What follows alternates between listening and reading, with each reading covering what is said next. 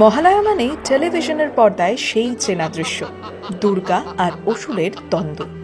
কিন্তু যে মানুষটা একসময় পর্দায় রূপ পেয়েছিলেন মহিষাসুর রূপে, আজ তার জীবনটাই যেন পরিণত হয়েছে এক অন্যরকম যুদ্ধক্ষেত্রে।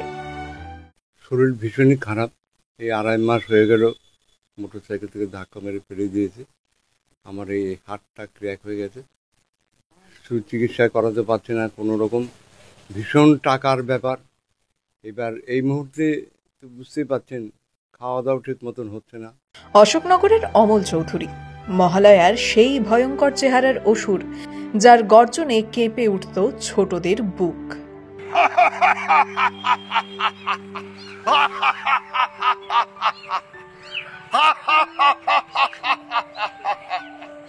আজ তিনি আর্থিক সংকটে ধুঁকছেন। খাওয়া পড়ার টানাটানি, আর্থিক অনটন, শারীরিক অসুস্থতা এবং একাকিত্ব। তিনি আজ এই বাস্তব জীবনের পরাজিত নায়ক। পরিবারের কেউ নেই, কেউ বেঁচে নেই যে তারা আমাকে পাশে একটু জল আগিয়ে দেবে, সেরকম কেউ বেঁচে নেই। এই রাস্তা থেকে কেউ গেলে তাকে দিয়ে একটু জল আনানোর চেষ্টা করি। একসময় স্বপ্ন ছিল ডাক্তার হওয়ার, কিন্তু 90-এর দশকে দূরদর্শনের মহালয়া তাকে নিয়ে গিয়েছিল রিল লাইফে। অসুর, যমরাজ, সেনাপতি, নানা চরিত্রে অভিনয়, কয়েকটি সিনেমাতেও কাজ করেছিলেন।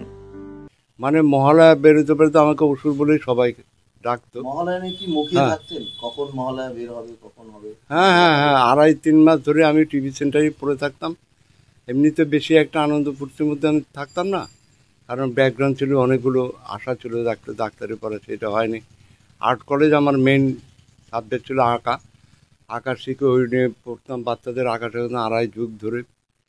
যাই হোক, বিনা পয়সাই করেছি, এরকম একটা নেশা ছিল। তারপরে মহালয়াতে ঢোকার পরে যে এই নিয়েই আমি থাকবো, ওইখানেই পড়ে থাকতাম। পুজো টুজো বেশি দেখতে যেতাম না, ওইটাই আমাদের পুজোর মতন হতো এখানে। হাজার হাজার শিশুকে নিখরচায় আঁকা শিখিয়েছেন, ছিলেন শিক্ষকের মতো। অথচ এখন পায়ের হাড়ে চির, ফলে বাড়ি থেকে বের হওয়াও অসম্ভব।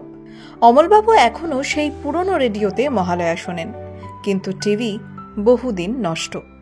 বিছানায় শুয়েই কাটছে দিন। সাহায্যের আশায় তাকিয়ে রয়েছেন মুখ্যমন্ত্রী ও শিল্পী সংগঠনের দিকে। প্রত্যেকের কাছে, আপনাদের প্রত্যেকের কাছে, সরকারের কাছে, সমস্ত দিদি, আমাদের দিদি, শ্রদ্ধেয় দিদি, তার কাছে আমি প্রত্যেকের কাছে আবেদন জানাই, আমার একটু সুচিকিৎসার ব্যবস্থা করে দিন।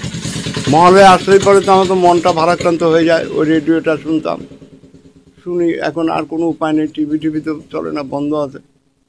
সবাই মিলে শুনতাম, একটা সাজো রব ছিল। কিন্তু কিভাবে যে আমি কাটাচ্ছি মনে মনে কল্পনা করি, এছাড়া কোনো রাস্তা নেই। এই মহালয়া আর আনন্দ নয়, কেবলই বেদনা। কেউ আর খবর রাখে না, নিস্তেজ কণ্ঠে বললেন অমলবাবু। প্রায় 3.5 লক্ষ টাকার প্রয়োজন তার চিকিৎসার জন্য। না হলে আর কোনো দিন ক্যামেরার সামনে দাঁড়ানো তো দূরের কথা, নিজের পায়েও দাঁড়াতে পারবেন না। হাবড়া থেকে প্রতীতি ঘোষের রিপোর্ট, দ্য ওয়াল নিউজ।